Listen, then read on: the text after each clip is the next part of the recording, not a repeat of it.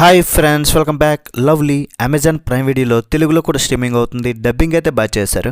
And ఏకి voice ఇచ్చిన అమ్మాయి కూడా చాలా బాగా డబ్బింగ్ చెప్పింది. ఇదొక Malayalam fantasy film. 1 hour 55 minutes ఉండే ఈ మూవీని ఫ్యామిలీతో కలిసి హ్యాపీగా చూడొచ్చు. అడల్ట్ కంటెంట్ ఎక్కడ లేదు. మరి మూవీ నాకైతే చాలా బాగా నచ్చింది భయ్య. ఇప్పటికి ఎన్నోసార్లు చూసా, ఇంకా ఎన్నిసార్లైనా చూస్తా, అంత బాగా నచ్చింది నాకు. అదేనండి, రాజమౌళి గారి సినిమా ఈగ, అది నచ్చింది. కానీ ఈ లవ్లీ సినిమాలో ఉన్న ఈగ మాత్రం ఏం నచ్చలేదు. అసలు ఈ సినిమానే నాకు అస్సలు నచ్చలేదు. ఈ లవ్లీతో వద్దు మనకి లొల్లి భయ్య, ఇదే చెప్పాలనుకున్నా. కొత్త కాన్సెప్ట్ తీసుకొని రావాలి అనే ఆలోచన అయితే బాగుంది, కానీ చాలా పూర్ స్క్రిప్ట్ తీసుకొని 2 గంటలు సాగదీశారు. ఏం మాత్రం నచ్చలే. అండ్ ఇందులో ఈగను హైలైట్ చేశారు. ఈ మూవీని 3Dలో కూడా రిలీజ్ చేశారంట. బట్ ఈగ ఉండే సీన్స్ అయితే చాలా తక్కువ ఉన్నాయి.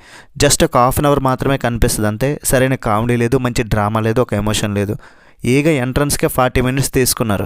అప్పటి వరకు మూవీని భరించడం అయితే కష్టం. ఇంకా అక్కడ నుండి ఒక 2-3 సీన్స్ ఆ జైల్లో పర్లేదు అన్నట్లు అనిపించే, మళ్ళీ సెకండ్ హాఫ్ మొత్తం వాష్అవుట్ అయిపోయింది. ఇందులో మన హీరో అనుకోకుండా ఒక కారణం వల్ల జైలుకి వెళ్తాడు. అక్కడే మాట్లాడే ఈగతో స్నేహం చేస్తాడు.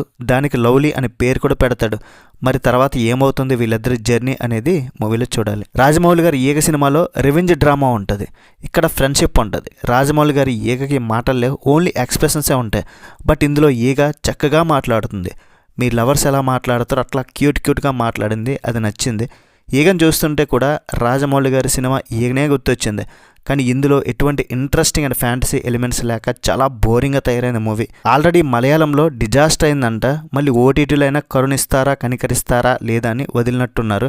ఎందుకంటే మన తెలుగు వాళ్ళు మలయాళం మూవీస్ అంటే ఇష్టం ఉంటుంది, చూస్తారు. కాబట్టి మనకైతే కష్టం. ఇంకా ఈగ సీజీ అయితే పర్లేదు. హీరో జైలుకి వెళ్తాడు. అక్కడ ఈగతో పరిచయం, ఫ్రెండ్షిప్, మళ్ళీ జైలు నుండి బయటకు వస్తాడు. మరి బయటికి రాగానే ఈగను మిస్ అవుతాడు కదా, ఏదో లవర్ పోయినట్టు ఫీల్ అయిపోతూ ఉంటాడు. మళ్ళీ లాస్ట్కి ఈగను కలుస్తాడా లేదా, ఇదేనండి మూవీలో స్టోరీ. ఇంతకు మించి ఏం లేదు. చాలా ప్రిడిక్టబుల్గా, ఎటువంటి ఇంట్రెస్టింగ్ ఎలిమెంట్స్ లేకుండా ఈజీగా అయిపోద్ది. క్లైమాక్స్లో ఒక చిన్న ఫైట్ లాంటిది. రిమైనింగ్ క్యారెక్టర్స్ కొన్ని ఉన్నాయి. సప్లాట్స్ ఏవో పెట్టాలని కానీ పెద్దగా వర్కౌట్ అయితే అవ్వలేదు. హీరో ఏడుస్తున్నా కూడా ఏ మాత్రం కూడా ఫీలింగ్ రాదు మనకి.